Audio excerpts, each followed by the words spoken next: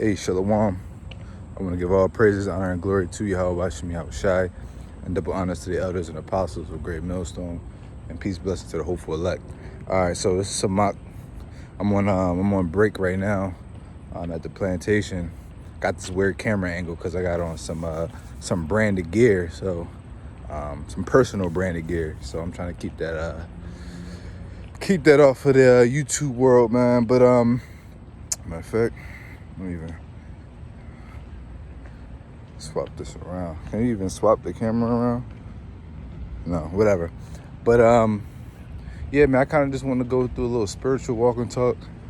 I always like to go for a little walk on my break. I get like an hour break, so I try to take like at least 30 minutes of that hour allocated to walking, and it's good because it gives me a moment to separate from the shit and the bullshit of the job itself. Just really kind of, I love walking basically, and walking is very therapeutic for me, and it gives me a chance to really meditate, on the spiritual matters, meditate on personal matters. It's really like a very healing process, and I advise brothers really get into walking more. It's a very underrated form of exercise too. It's very low intensity, but if you walk enough, it's very, very effective. Just like on a fitness standpoint, if brothers is aiming to, help aiding and losing weight, losing fat, try to walk 10,000 steps at least a day. That's equivalent to about 5 miles. You can do this in your everyday activities, and actually intentionally walking like I'm doing myself right now. But basically, like I said, I just want to do a spiritual walk and talk. Dealing with shit on the plantation. You got bosses and you're doing work for these other people, man, ultimately making them rich, and you getting pennies. It's a bullshit concept of economy we live in, man, but it's reality. The owners are the ones making billions and millions, while the ones who are actually the foundation of the business get paid pennies, man. And I seen a brother post a video earlier. I didn't get to watch it because I lost my AirPods. I gotta buy some more, so I can't really listen to videos and stuff while I'm on the job or whatever. So, but the title was basically like, it said somewhere around the lines of, "Do you want the rat race or do you want the kingdom?" And so it kind of inspired me to go into this a little bit because it had me thinking on some things, man. Like, bro, like here it is. You really in the rat race, man. It's like, yeah, you working a job. The job you work in, is somewhat of a career, if you will. You really ultimately just doing it because, you have to pay your bills and different things like that. But if we could have it our way, man, we'd be kings, man. We'd be rulers. Once we come into this truth and we're exposed to the wisdom and knowledge, the scriptures, and we're exposed to our ancestors and the lifestyles that they have lived and what's promised unto us, you get into a state of just uncertainty, and you just get angry at everything, man, because when you go out in the world, you're like, man, fuck, bro.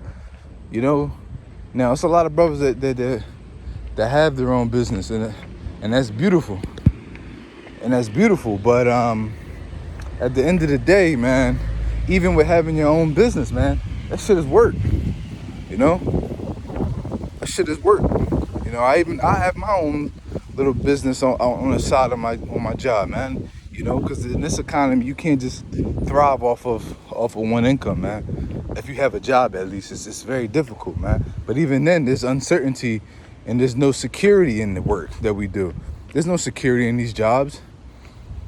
The only type of security that you have is if you do have a business, and even with that, it's really no security because you have to have customers and clients paying you. But the difference between having your own business is that you really dictate the speed in which your business grows. You dictate an amount of work that gets done, because ultimately it's on you to put the work in. Whereas if you are employed, now you're at the mercy of your employer, because they can let you go at any given time, man. So that's why the scripture says, arise ye and depart, for this is not your rest. And it's not, man. You know, we can't plant roots and we can't heap up treasures here on earth. One, because it's polluted and it's defiled, but ultimately too, because it's carnal.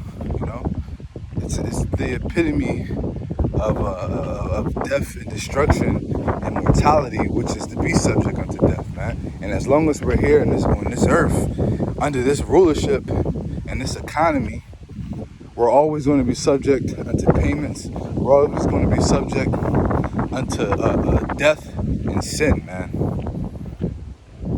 So that's why it's very important, like I said in my last video, to keep your spirit strong. But yo, like, heap up treasures in the spirit, man, in the kingdom. Because if you don't, once you're exposed to this knowledge, I just personally can't see how people can go back into the world after being exposed to so much of this knowledge and this wisdom and this understanding. You know, I personally just don't see it, bro. You know, I feel like it's either, if you're not in this truth no more, you just bug the fuck out, man. Because what are you going back to? What is there to go back to? You know? How do you just get exposed to the destruction of America, the wickedness of the world, the kingdom of heaven, the prophecies, and you're seeing that we very much almost out of here, bro. It's any time now, bro, before the Lord turn up the heat and Jacob's trouble really goes in full effect, right? Where the economy literally collapses in this sedition and rioting, the purge, post-apocalyptic type shit, man. How do you get this knowledge and this understanding and then just go back into the world? Like, I personally just don't understand it. You know, at least when we in this truth and we're doing this work, we have hope, right? We have something to hope for. So it's like, even in our labors that pertain to the flesh, we still have hope that the labors that we do in the spirit are going to be fruitful. And then that in very near future, we're going to be able to reap of what we have sown. And the things that we have sown are to the things of the spirit, making sacrifices, you know, praising the Most High, you know, converting to the spirit and power of Yahweh Bashim Yahweh Shai, right? Putting on as the elect, sacrificing time, people, events, holidays, food, so many different things, right? Sacrificing jobs. And then ultimately doing this work too. You know, for those who are heaped as teachers, doing this work. These are all the sacrifices that we make that are directly, we're sowing through the spirit, that we hope to reap that fruit thereof. So how do you do this and then just go back into the world, man? I personally, and I know your brothers too, just don't get it, man. Now, granted, if you get sold out, Esau throw you a couple mil, you know what I mean? Esau throw some M's at you, that's a little enticing, but you got motherfuckers that go back into the world. You got motherfuckers that go back into the world to live the same broke, miserable life they was living when they was in the truth, man. Because when they was in the truth, they was miserable when they came into the truth. When they was in the truth, they really didn't find no peace in it. And they just did the work, or they just believed or whatever, so-called believed. And then when shit got hard, or shit just wasn't what they thought it was, they went back into the world to their same miserable ass lives, man. At least that if your life was miserable before coming into this truth, once you came into this truth, if you are a true believer of the scriptures, if you're a true hearer and a doer of the word, and you're really engulfed in the brotherhood, the importance of self-care and self-love is going to be so high, to the point where you're doing it in a godlike manner, right? We all ought to be having self-care of godliness, like mentality, right? You know what they say in the world, cleanliness is next to godliness, right? That same concept, we should apply that to our own lives, and being very consistent with making sure we're achieving growth, right? And for the brothers that's in the fitness world, specifically the brothers who are into weightlifting and strength training, there's a concept called progressive overloading.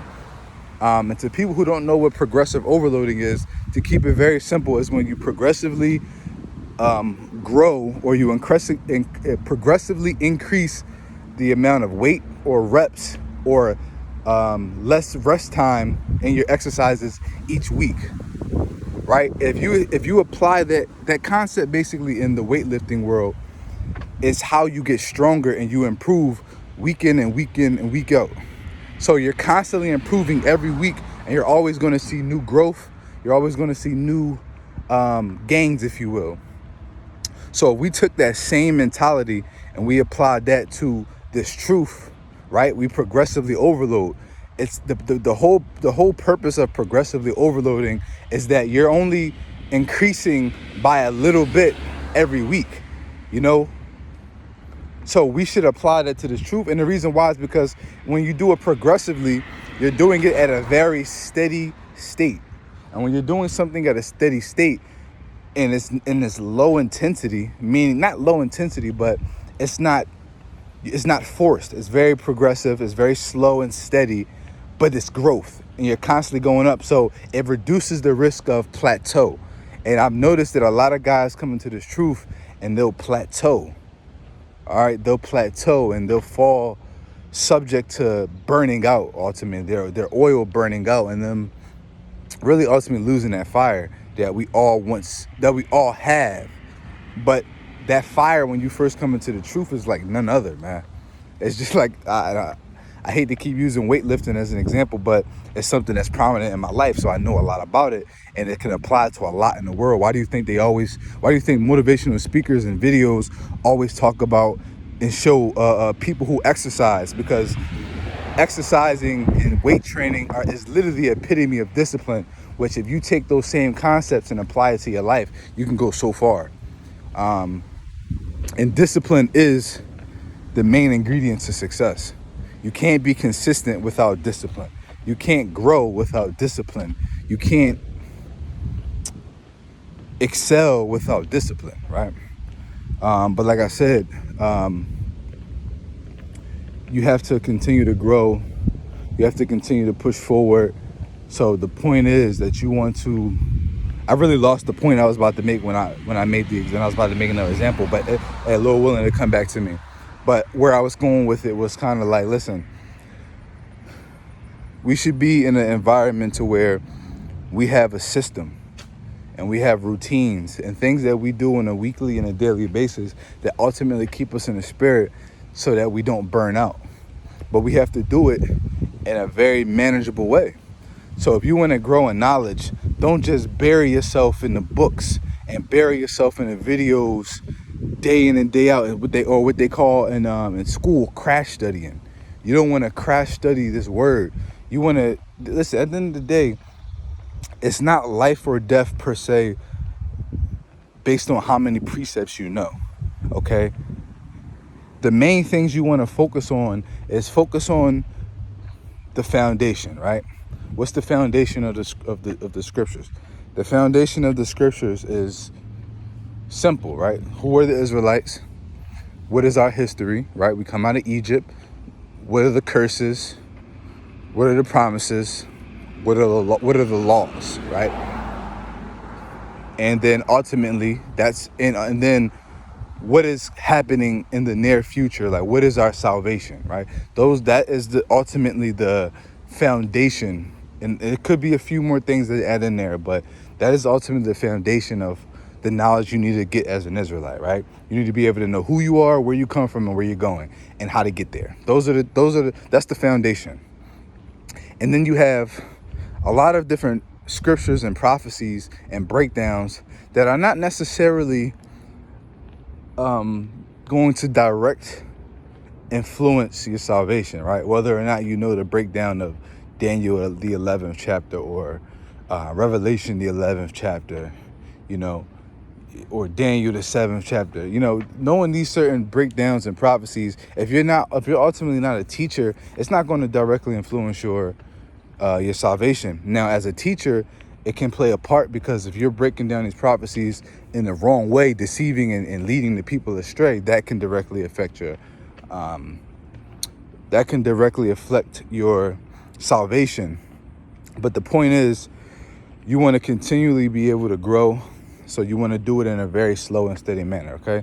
Like I said, as long as you have the foundation, everything else, man, you can take it slow. Read 1 to 2 chapters a day of a story or a prophecy or a time in history in the scriptures that you want to know. Don't just go ahead and read 10 chapters in a day. And the reason why is because when you overload